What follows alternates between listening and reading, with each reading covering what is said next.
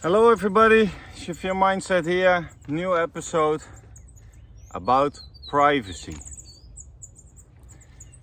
I like having privacy. I'm out of the religion, as you guys know, and I'm very happy with the privacy and the private life I'm living. Not that I have something to hide, but I like private moments. Private moments alone, privacy here. But growing up as a JW, I experienced that we had no privacy inside the organization. My medical records, for example, are something private. No one can see my medical records. But if you start as a JW inside the congregation, there's a card with your name, your address, if you belong to the people with a going to heaven, or if you are a other sheep, they call it. In Dutch, schaap. So if you are having an earthly hope, you're getting to paradise on earth. Also the hours of the ministry were recorded on that. So they have a whole file of you inside the congregation, and some elders can take a look at it. So you're already building up no privacy in the congregation. Because how you name it, I don't care, but witnesses wants to know everything about you. Because they are a tight community, they know each other a lot, they see each other every week, so they always want to know what's happening in the organization. So there is little to none privacy. For example, if you are dating someone, there is no privacy to get to know each other. Why? Because you have a chaperone walking 1 feet behind you all night. A chaperone is maybe even that hardcore that he or she is sitting between you guys at the movies. So with that privacy, lack of privacy, always also comes guilt and fear. Because if there's no chaperone, you're gonna jump on each other. And you're having sex before marriage and stuff like that. They always think of the worst things that can happen. So you're dating and you need a chaperone wherever you go in public. And if you are in private, then you are with your family or your family-in-law or your family-to-be, I don't know, but you're always together. Maybe you are lucky and you can hold a hand, but that's already a risky move, because then you are too clingy and then everyone's gonna talk about you. If you want to marry a brother, there's also no privacy. Why? Because you go to the elders of his congregation to ask what are his qualities and how is his, reputation. How's his reputation? And that's also, I think, not good for the privacy of a person. To ask around how or she is doing. Because if you are really interested in someone and you can get to know someone personally, you already know what kind of person it is. And it doesn't depend on how much hours he goes into ministry, or if he's regularly on meetings and stuff like that. So your record is kept in the kingdom hall with all your things. When you're dating, there's no privacy. When you're married, there's no privacy. because everybody doesn't even respect your privacy. Because in my case, people in the congregation said, "Oh, you're married almost a year now. So when does the kids come?" No respect for our privacy at all. Do we want kids? Do we don't want kids? Whatever. They just invading your whole personal space on a daily basis. There's no privacy on school because there could be another Jehovah Witness kid at that school, and they're seeing you with some other guys after school, and he's gonna say it to his parents, and they go to the elders, and before you know, your parents get a conversation with the elders that you're hanging out with worldly people after school. So we are already taught from a young age to spy on each other, and it's always who has the best scoop in the congregation.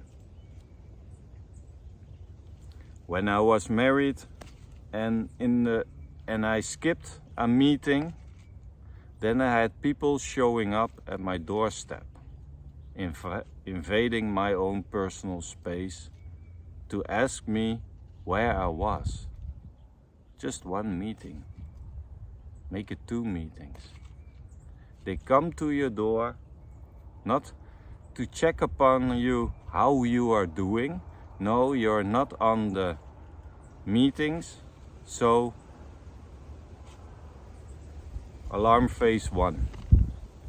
We have to go there and encourage that brother to come to the meeting. Not to see how he's doing or whatever is going on in his life. But then somebody's ringing your doorbell and I had to answer the door and listen to all the nonsense they were talking. That's years ago, luckily, because now, where is it? Now I have this. This one is for the electric gate on the end of the driveway. Now people aren't enabled to come to my front door anymore because I have an electric gate at the end of the driveway, so I keep everybody out. That's my privacy and I'm proud of it. The other one is for putting the shock on the wires, so the electric fence will be shock. So don't touch it if you come here, because you get a little bit of a wake-up call. So I wish I was living here sooner, because now I have no stress from people ringing on my doorbell, also not in the ministry, to wake me up Sunday morning at the wrong time. But the ones who always have the latest scoop and the worst ones who invade your privacy, in my experience, we have to come to the conclusion that's the elders' wives. They run the show in the congregation. The man is the head of the family, Jesus is the head of the congregation, but in the real world, the elders' wives run the congregation. I know for a fact, I experienced it myself with my own family, the wife always knows more than the rest of the congregation. And because they want that scoop, that sensation, feeling, I'm the first one who know this, so it's coming out. How is it possible that the outcome of the judicial committee is known by members in the congregation? How does the congregation knows? We only hear this one is disfellowshipped, this one is marked, this one is whatever. But how does it always happen that the reason for someone to being disfellowshipped has been coming out? Most of the time, the elders who speak to their wives. They know they aren't allowed to do that, but every time, because the wives of elder are smart women, sneaky women in that aspect, they always try to know, where were you at your shepherding call? Oh yeah, maybe they can track their spouse or their husband through the phone, through location. They know in what street he was. They know what sister or brother is living there. And they always try to manipulate the conversation to getting information. And that information is coming out into the congregation, from congregation to congregation. Sometimes they know it sooner than the victim knows it himself, what's going to happen. So they run the show for sure in the congregation. But the strange thing is,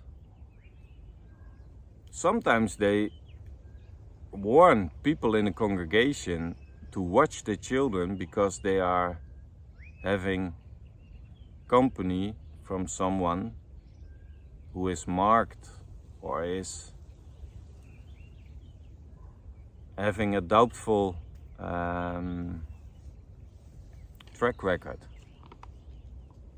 So sometimes elders warns the parents in the congregation to not let the children around a certain someone. But why aren't parents knowing who the name is of that individual in the congregation? They only warn in general, but they don't say brother X, brother Y, brother Z. Don't let your children near him because he has a track record for child sexual abuse. There's a secret database about those persons.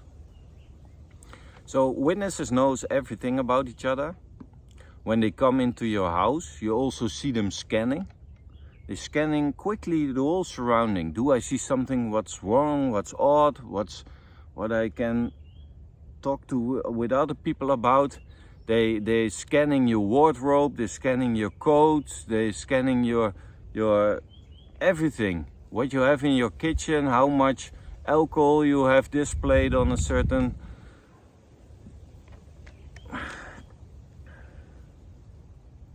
They're scanning everything inside you. Inside your house, everything. They scan your outfit when you go to the congregation, when you go to a convention. There's no privacy, but the people who are hurting other people in the congregation are unknown. They keep that a secret. Then suddenly there's privacy. In court, they are fined numerous times because they didn't want to open the sealed records and giving the names of the people who were convicted or disfellowshipped for child sexual abuse. Another thing of privacy. Nothing is almost private, but the elder book is a big secret. It's also privacy. No one is allowed to see what's in it. I've seen it, there's nothing special about that whole book. But then the privacy is in place. So people, watch out what you show other people, because it's always in the end that it can be held against you. They're taking you hostage for something, what you did. So protect your privacy. I'm not talking about the law of privacy. I'm talking about the individual privacy.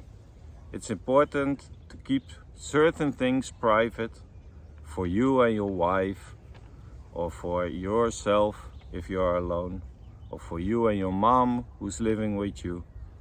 They don't have to know everything you do. there is a reason that people are being more awake because of this.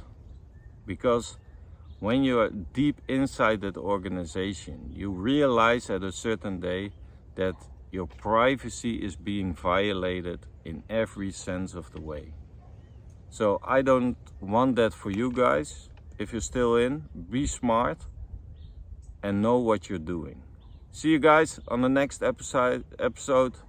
Subscribe to the channel for more videos, and we see each other next time.